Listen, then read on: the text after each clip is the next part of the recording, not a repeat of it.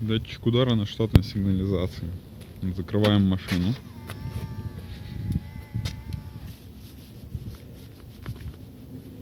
Немного ждем, пока станет на охрану.